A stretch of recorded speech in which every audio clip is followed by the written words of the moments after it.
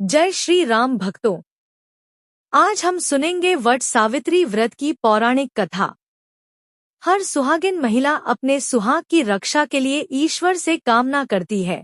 पति की लंबी आयु की दुआ करने के साथ साथ वह उसकी तरक्की के लिए कई उपवास भी रखती है। ऐसे में वट सावित्री व्रत का महत्व अधिक बढ़ जाता है। ये उपवास हर सुहागिन महिला के लिए खास होता है। वट सावित्री व्रत के दिन सुहागिनें पूरे विधि विधान से पूजा करती है। इस दौरान कुछ महिलाएं निर्जला उपवास भी रखती है। इस दिन वट वृक्ष की पूजा का खास महत्व है। माना जाता है कि इस वृक्ष की पूजा के बिना व्रत पूरा नहीं होता है। धार्मिक मान्यताओं के अनुसार इसमें ब्रह्मा, विष्णु और महेश तीनों देवों का वास होता है। इसलिए व्रत रखने वाली महिलाओं को तीनों देवताओं का आशीर्वाद प्राप्त होता है। यह उपवास ज्येष्ठ माह के कृष्ण पक्ष की अमावस्या तिथि को रखा जाता है। इस साल वट सावित्री व्रत 6 जून गुरुवार के दिन रखा जा रहा है।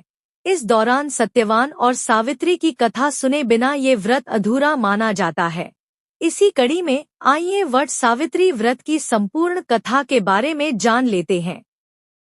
सुने सावित्री और सत्यवान की कथा। भद्र देश के एक राजा थे जिनका नाम अश्वपति था। भद्र देश के राजा अश्वपति के कोई संतान न थी। उन्होंने संतान की प्राप्ति के लिए मंत्रोच्चारण के साथ प्रतिदिन 1,00,000 आहुतियां दी। 18 वर्षों तक यह क्रम जारी रहा। इसके बाद सावित्री देवी ने प्रकट होकर वर दिया कि राजन, तुझे एक तेजस्वी कन्या पैदा होगी। सावित्री देवी की कृपा से जन्म लेने के कारण से कन्या का नाम सावित्री रखा गया। कन्या बड़ी होकर बेहद रूपवान हुई। योग्य वर न मिलने की वजह से सावित्री के पिता दुखी थे। उन्होंने कन्या को स्वयं वर तलाशने भेजा। सावित्री तपोवन में भटकने लगी। वहां साल्व देश के राजा द्युमत्सेन रहते थे। क्योंकि उनका राज्य किसी ने छीन लिया था, उनके पुत्र सत्यवान को देखकर सावित्री ने पति के रूप में उनका वरण किया। ऋषिराज नारद को जब यह बात पता चली तो वह राजा अश्वपति के पास पहुंचे और कहा कि हे राजन, यह क्या कर रहे हैं आप? सत्यवान गुणवान है, धर्मात्मा है और बलवान भी है, पर उसकी आयु बहुत छोटी है। वह अल्पायु है। 1 वर्ष के बाद ही उसकी मृत्यु हो जाएगी। ऋषिराज नारद की बात सुनकर राजा अश्वपति घोर चिंता में डूब गए। सावित्री ने उनसे कारण पूछा तो राजा ने कहा, पुत्री, तुमने जिस राजकुमार को अपने वर के रूप में चुना है वह अल्पायु है। तुम्हें किसी और को अपना जीवन साथी बनाना चाहिए। इस पर सावित्री ने कहा कि पिताजी, आर्य कन्याएं अपने पति का एक बार ही वरण करती हैं। राजा एक बार ही आज्ञा देता है और पंडित एक बार ही प्रतिज्ञा करते हैं और कन्यादान भी एक ही बार किया जाता है। सावित्री हठ करने लगी और बोली, मैं सत्यवान से ही विवाह करूंगी। राजा अश्वपति ने सावित्री का विवाह सत्यवान से कर दिया। सावित्री अपने ससुराल पहुंचते ही सास-ससुर की सेवा करने लगी। समय बीतता चला गया। नारद मुनि ने सावित्री को पहले ही सत्यवान की मृत्यु के दिन के बारे में बता दिया था। वह दिन जैसे जैसे करीब आने लगा, सावित्री अधीर होने लगी। उन्होंने 3 दिन पहले से ही उपवास शुरू कर दिया। नारद मुनि द्वारा कथित निश्चित तिथि पर पितरों का पूजन किया। हर दिन की तरह सत्यवान उस दिन भी लकड़ी काटने जंगल चले गए। साथ में सावित्री भी गईं। जंगल में पहुंचकर सत्यवान लकड़ी काटने के लिए एक पेड़ पर चढ़ गए। तभी उसके सिर में तेज दर्द होने लगा। दर्द से व्याकुल सत्यवान पेड़ से नीचे उतर गए। सावित्री अपना भविष्य समझ गई। सत्यवान के सिर को गोद में रखकर सावित्री सत्यवान का सिर सहलाने लगी।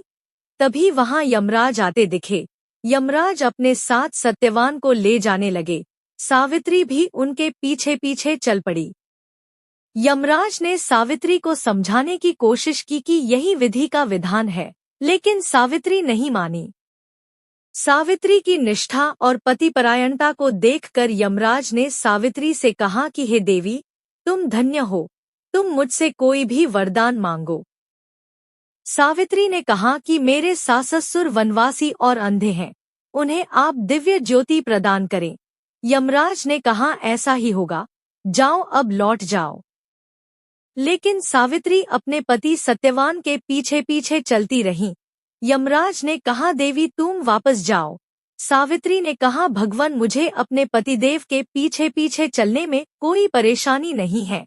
पति के पीछे चलना मेरा कर्तव्य है। यह सुनकर उन्होंने फिर से उसे एक और वर मांगने के लिए कहा। सावित्री बोली, हमारे ससुर का राज्य छिन गया है, उसे पुनः वापस दिला दे। यमराज ने सावित्री को यह वरदान भी दे दिया और कहा, अब तुम लौट जाओ। लेकिन सावित्री पीछे पीछे चलती रही। यमराज ने सावित्री को तीसरा वरदान मांगने को कहा। इस पर सावित्री ने संतान और सौभाग्य का वरदान मांगा। यमराज ने इसका वरदान भी सावित्री को दे दिया। सावित्री ने यमराज से कहा कि प्रभु, मैं एक पतिव्रता पत्नी हूँ और आपने मुझे पुत्रवती होने का आशीर्वाद दिया है। यह सुनकर यमराज को सत्यवान के प्राण छोड़ने पड़े। यमराज अंतर्ध्यान हो गए और सावित्री उसी वट वृक्ष के पास आ गई जहां उसके पति का मृत शरीर पड़ा था। जय भोलेनाथ। आप सभी को वट सावित्री व्रत की हार्दिक शुभकामनाएं।